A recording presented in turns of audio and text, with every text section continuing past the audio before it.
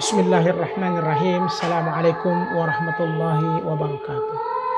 Alhamdulillah wa syukurillah wa la hawla wa la quwata illa billah wa ba'd. Mahasiswa Bimbingan Penyuluh Islam Fakultas Dakwah yang dirahmati Allah SWT. Alhamdulillah pada pagi ini kita melaksanakan perkuliahan biasa via link YouTube. Sekaligus saya minta maaf karena masih ada kegiatan-kegiatan Ramadan yang tidak bisa saya tinggalkan. Maka kita kuliah via link YouTube. Mudah-mudahan ketidakhadiran ini tidak mengurangi semangat kita untuk mendapatkan ilmu, khususnya dalam mata kuliah bimbingan spiritual dan komunitas. Kemarin kita bahas beberapa hal yang berhubungan dengan apa itu bimbingan spiritual dan dalam komunitas. Hari ini kita ada pendekatan sedikit tentang tazkiyatun nafas dalam bimbingan spiritual.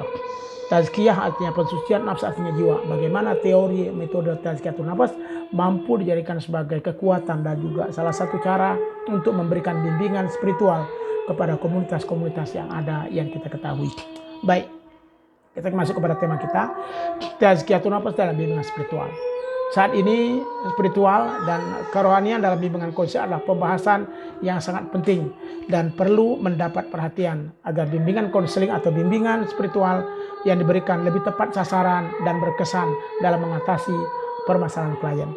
Karena kan nanti kita akan menghadapi klien dengan bimbingan spiritual ini, dengan mata kuliah ini atau dengan pelajaran ini, kita akan memberikan pendekatan kepada mereka, kita akan memberikan pemahaman. Maka itu penting, perlu perhatian. Apalagi kalian di bawah prodi bimbingan penyuluhan Islam, maka aku punya hak juga untuk memahami tentang bagaimana proses spiritual penting. Kurang penting untuk memberikan pendekatan kepada mereka yang mungkin barangkali dalam keadaan galau dan keadaan kita. Nah, salah satu di antara yang penting dalam bimbingan spiritual itu adalah tazkiyatun nafas. Lalu kita bertanya, Ustaz, what is tazkiyatun nafas? Apa sih itu tazkiyatun nafas? Ya, tazkiyatun nafas kalau kita lihat dalam bahasa Arabnya, tazkiyah itu ada kata dari zaki artinya suci. Kalau tazkiyah berarti penyucian, nafas artinya jiwa. Karena jiwa kita pensucian barangkali sudah terkontaminasi dengan bermacam-macam, sudah terkontaminasi keburukan, ya, sehingga hidup kita menjadi tidak tenang, sehingga hidup kita menjadi galau. Kenapa? Karena sudah terkontaminasi dengan hal-hal yang tidak seharusnya hadir dalam kehidupan kita. Karena secara dasar, sebagaimana kita bahas pada pertemuan yang lalu, kullu mauludin yuladu alal fitrah, yang setiap orang itu dilahirkan dalam keadaan suci. Berarti kita semua awalnya lah baik. Yang membuat kita berubah adalah abawahu. Abawahu di sini berarti dua, bisa bapak kandung, bisa bapak keadaan. Apa itu bapak keadaan? Ya android kita, ya kehidupan masyarakat kita. Kalau tidak di-manage dengan baik, kalau tidak diatur dengan baik, dia akan mempengaruhi kita. Na'udzubillah, dalam perjalanan hidup yang seharusnya kita baik dan sempurna. Maka tazkiyatun nafas menjadi salah satu cara yang paling efektif, menjadi salah satu yang paling oke dalam setiap perjalanan hidup kita untuk melakukan bimbingan terhadap spiritual hidup kita. Baik, bimbingan spiritual atau agama merupakan upaya untuk mengintegrasikan nilai-nilai agama ke dalam proses bimbingan pengajaran dan konseling terhadap komunitas. Tujuannya apa? Adalah untuk menyatakan manusia dengan segala kemuliaannya sebagai ciptaan Tuhan. Karena kita adalah orang mulia. Kita ingat Allah berfirman, walaqad karramna bani adama fil ard wa mahalna fil barri wal bahr, dan telah kami muliakan anak Adam di muka bumi ini. Bahkan Allah memberikan pembelaan khusus kepada kita, kepada malaikat. Ketika awal penciptaan manusia itu, ya, Allah berfirman, ini ja'ilul fil ardi khalifah, aku jadikan di muka bumi khalifah, artinya pemimpin. Ya, kemudian malaikat protes, qalu ataj'alu fiha ma yufsidu fiha wa yasfiku dima. Ya Allah, kenapa engkau menjadikan seorang khalifah yang suka melakukan pembunuhan, yang suka merusak muka bumi ini? Ya, nahnu nusabbihu bihamdika wa nuqaddisu lak, kata malaikat. Kami bertasbih kepadamu, kami mensucikanmu. Allah langsung potong kata-kata malaikat, qala inni a'lamu wa malaikat, aku lebih tahu dari engkau. Artinya Allah membela kita. Allah memberikan kebaikan kepada kita. Memang kadang-kadang kita ini zaluman jahula, cuman ketika sudah sampai kepada keburukan, lebih buruk dan lebih jelek, na'udzubillah.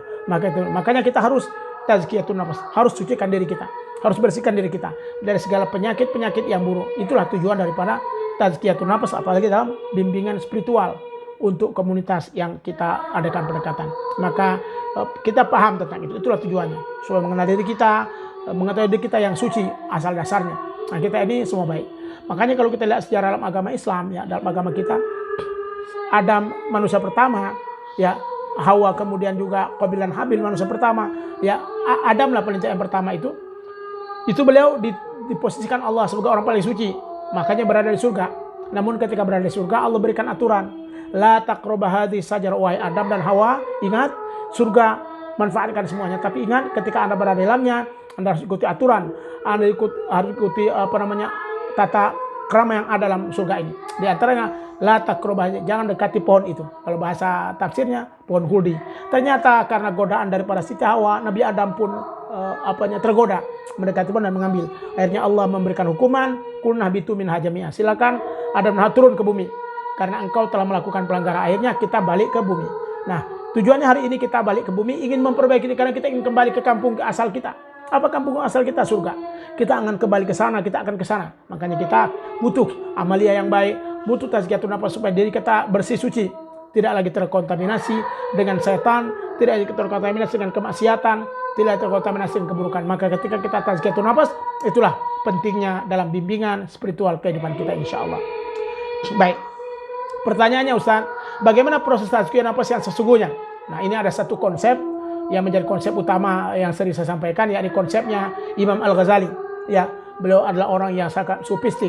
Selain sufistik juga seorang pemikir yang cukup handal karena ilmu falsafah beliau, ilmu macam-macam sangat mantap. Beliau punya kitab namanya Ihya Ulumuddin yang cukup fenomenal ya di seluruh pondok pesantren dan kajian-kajian keagamaan. Ada 3 hal ya, Ustaz singkat dengan 3T ya, 3T. Yang pertama takhalli, kemudian tahalli dan tajalli. Ulang takhalli, kemudian tahalli dan tajalli. Nah, 3 ini menjadi konsep utama dalam melakukan bimbingan spiritual dalam komunitas. Ini harus dilakukan. Sama seperti kajian kemarin, cuma umum kemarin. Sekarang kita lebih kepada pendekatan agama. Yang pertama, takhalli. Ketika kita memberikan bimbingan, ketika kita memberikan pendekatan konseling kepada komunitas yang kita bimbing, pertama sekali kita ajak mereka takhalli. Bagaimana kita takhalli? Kita mengosongkan jiwa kita dari segala keburukan-keburukan yang ada. Takhalli dalam bahasa Arab, khalla, yakhullu, khala. Artinya sesuatu yang kita kosongkan.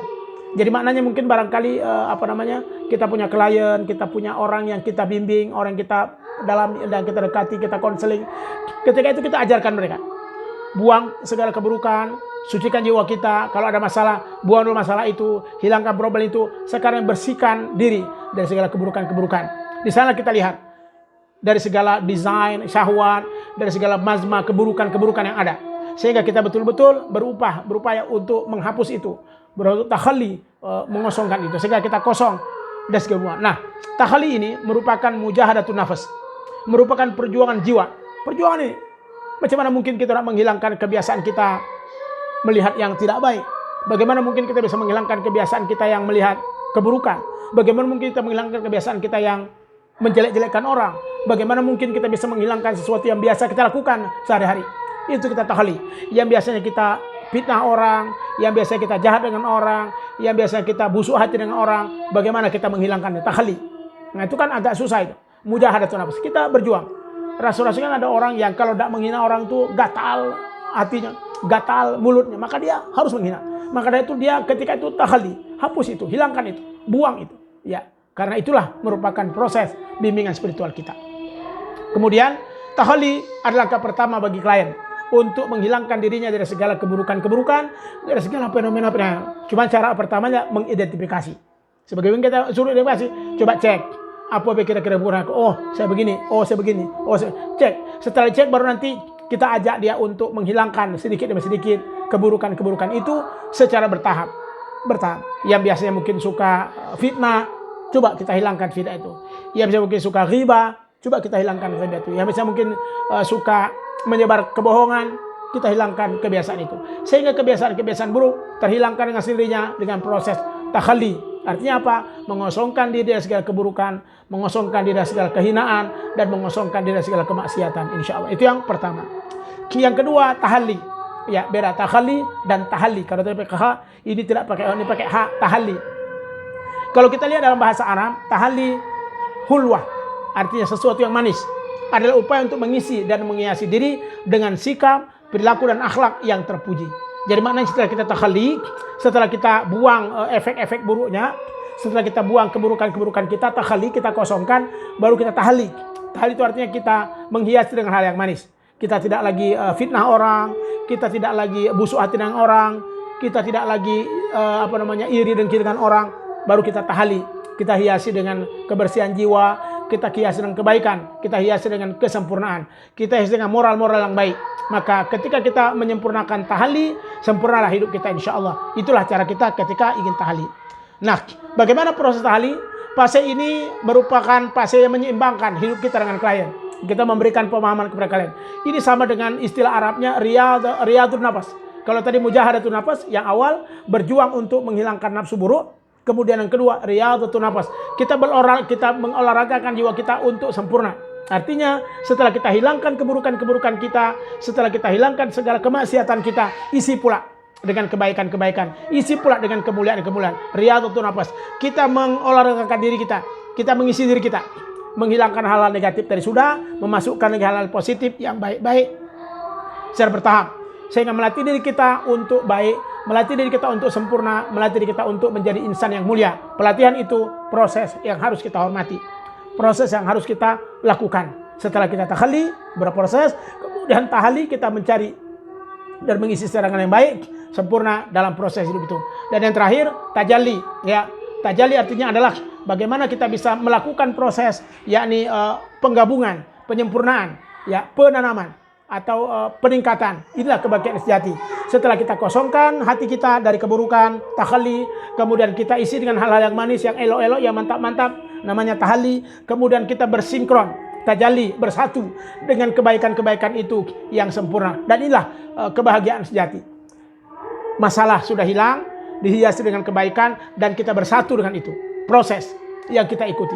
Kalau kemarin kita bahas ada namanya pengembangan dalam hidup kita. Artinya tidak hanya diam begitu, kita kembangkan terus, kita tingkatkan terus, dan kita sempurnakan terus. Mudah-mudahan insya Allah. Dan yang terakhir, tajalli ini penting kita lakukan dalam proses tazkiyatun nafas, mensucikan jiwa kita. Karena ini merupakan bagian yang paling sempurna dalam hidup kita. Setelah kita kosongkan, kita isi dengan kebaikan, lalu kita bersatu dengan kebaikan itu untuk senantiasa hidup dan baik dan menghilangkan segala keburukan insya Allah. Intinya, pendekatan tazkiyatun nafas dengan tahalli, dan tajalli menjadi kekuatan untuk membuat bimbingan spiritual bagi komunitas yang barangkali kita berikan konseling dan juga bimbingan insya Allah. Mudah-mudahan Allah rahmati. Sekali lagi, selesaikan makalahnya dengan baik, dan Ustaz minta kehadiran, Ustaz minta komen di YouTube ini. Anda komen kehadiran, hadir Ustaz. Ya, sebagai wujud kehadiran kita. Demikian, terima kasih. Akhirul kalam, wallahul muwaffiq ila aqwamit thariq. Assalamualaikum warahmatullahi wabarakatuh.